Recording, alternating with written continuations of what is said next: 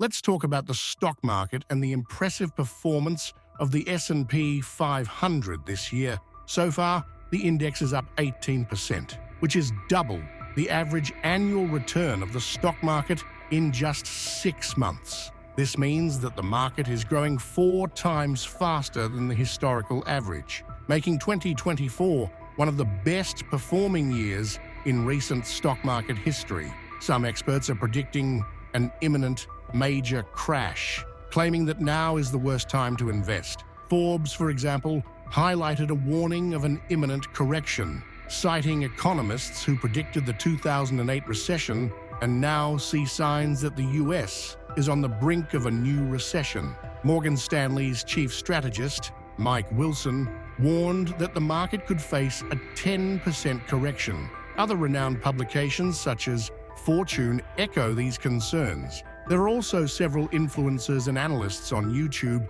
claiming the opposite. I personally don't have a crystal ball, but I'm more optimistic than ever about the stock market. I want to share with you the data that makes me so enthusiastic, and I apologize if I sound a bit geeky, but I prefer to base my investment decisions on real data science, rather than following leaf patterns or tarot cards. Before we dive into the data, I want to address a few points that are often raised, including in the comments of this video.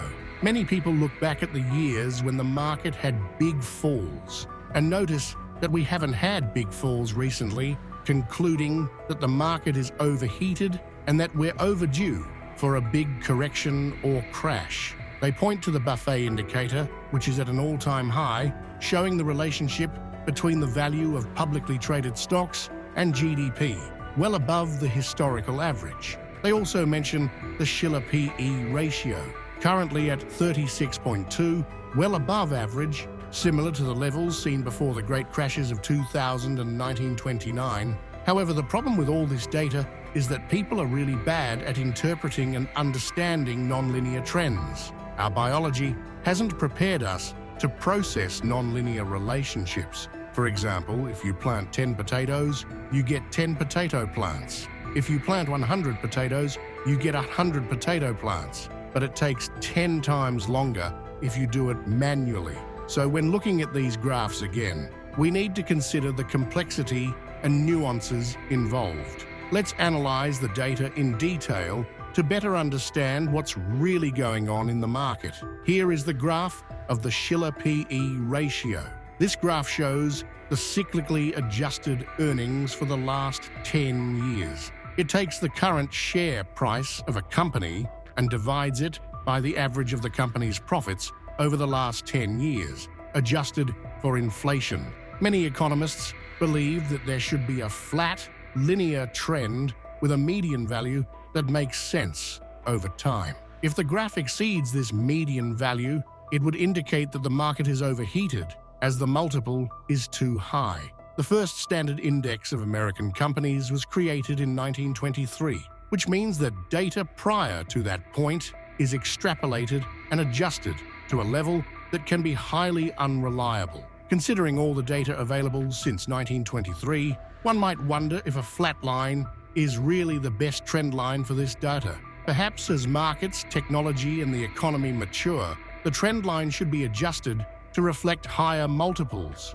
For example, life expectancy has increased from 58 years in the 1920s to 78 years today, which brings more stability to the market. It might be natural for stock market valuations to gradually trend towards higher multiples over time. However, the overwhelming consensus of economists is that company valuations today should work in the same way as they did 100 years ago. It's worth noting that Warren Buffett himself, whose name is associated with the Buffett indicator, has said that he doesn't like this measure. Now, if we look at historical data and stock market crashes, it is possible that greater economic stability, better financial prospects, longer investment periods, and fewer wars with extremely high lows could lead to fewer years of market crashes. With a longer life expectancy, long-term financial planning becomes more relevant. This could mean that we are in a phase of prolonged growth,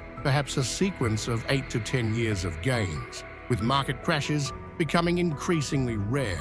Let's analyze this data in more detail. Here is a graph comparing the S&P 500 with the Russell 2000. The Russell 2000 is an index of small-cap stocks in the US. Historically, both indices have performed similarly, and small-cap stocks have often outperformed the S&P 500 on average. However, since 2020, small-cap stocks have been hit hard, as smaller companies have found it more difficult to navigate the economic turbulence. During the pandemic, smaller companies were hit hard because they weren't as flexible and didn't have the same kind of cash reserves as larger companies. This was reflected in their market valuations. Today, around 40% of the companies in the Russell 2000 index are unprofitable.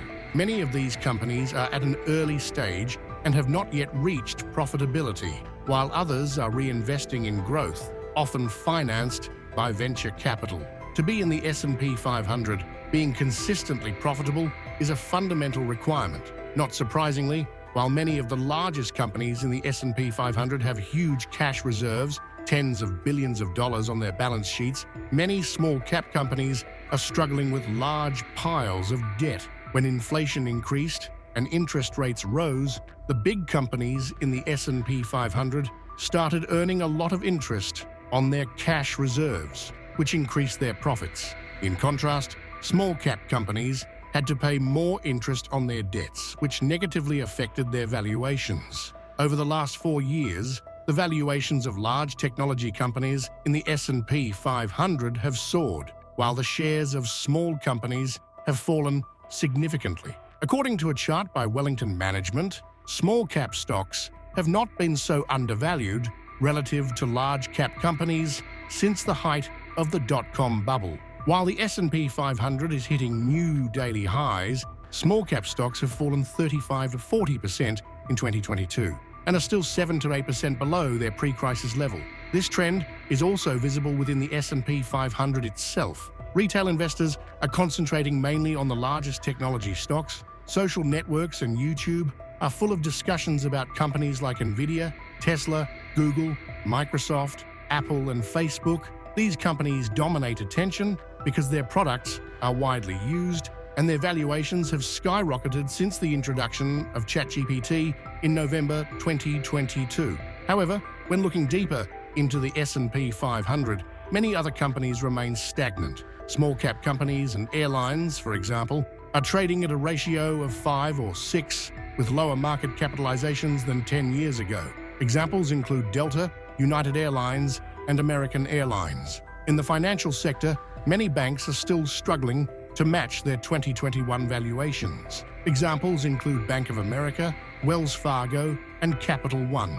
There are several sectors that have yet to fully recover and are far from reaching their pre-pandemic valuations. This highlights a growing disparity in the market, where only a small group of tech giants are propelling the indices to new heights, while many other sectors continue to face significant challenges. Some of these companies are trading significantly below their historic lows, while others are more or less in the same place, but with much lower valuations than the big tech stocks. Looking at these valuations, I see some absolute bargains in the market. I've been taking advantage of these opportunities and buying in the discount corridor. Let's talk about inflation in the US. Inflation, which has been a major problem in recent years, is finally under control. It currently stands at 3%, according to the report published a few days ago, and it is highly likely that it will fall to the 2% mark when the August and September data is released in the next 3 months. The market is now indicating a 94% probability of an interest rate cut by the September FOMC meeting, due to inflation data that is likely to be overwhelming. This probability was 70% a month ago and only 50% 2 months ago. With the elections approaching, a rate cut in September would come at a good time, wouldn't it? And with rates falling again, many people say to me, "Sasha, you're too young to understand what interest rates were like before they went to zero."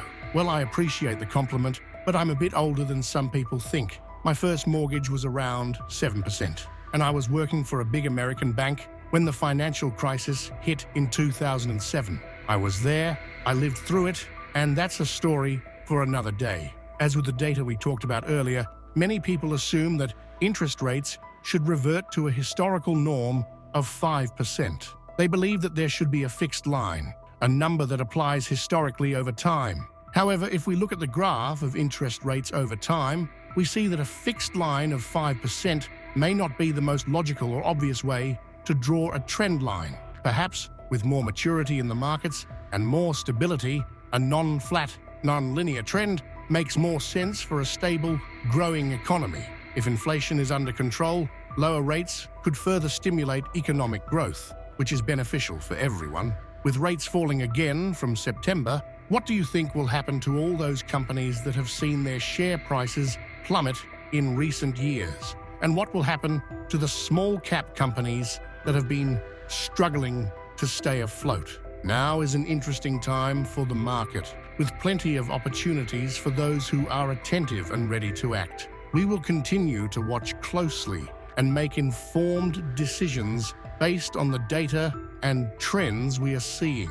Small cap companies are now paying an exorbitant amount of interest on their debts compared to what they were paying before. With this comes the question, what will happen to stock valuations and market confidence? As I record this video, we are just 2 months away from the crucial FOMC meeting, at which everyone expects interest rates to be cut. Remember the panic in the stock market in 2022 when rates started to rise. At that time, small cap stocks lost between 50% and 90% of their value due to widespread fear, and many of these companies still haven't recovered. However, there's a good chance we'll see the exact opposite effect from the end of this year.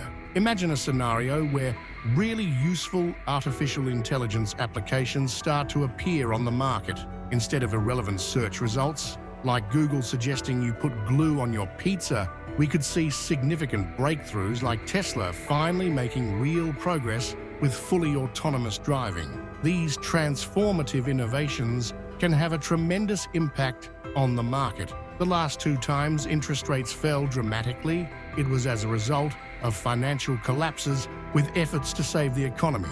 However, the last time interest rates fell without the economy needing emergency support was between 1989 and 1992.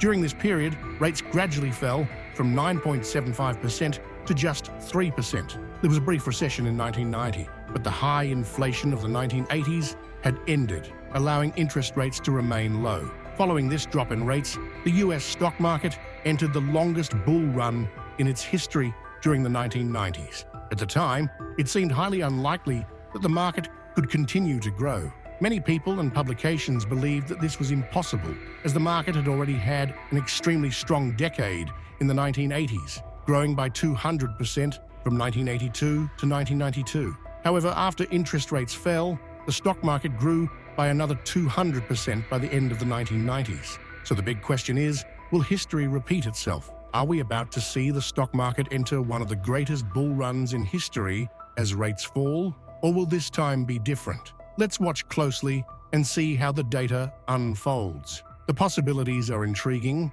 and whatever the outcome, we'll be here to analyze and understand what's happening in the market.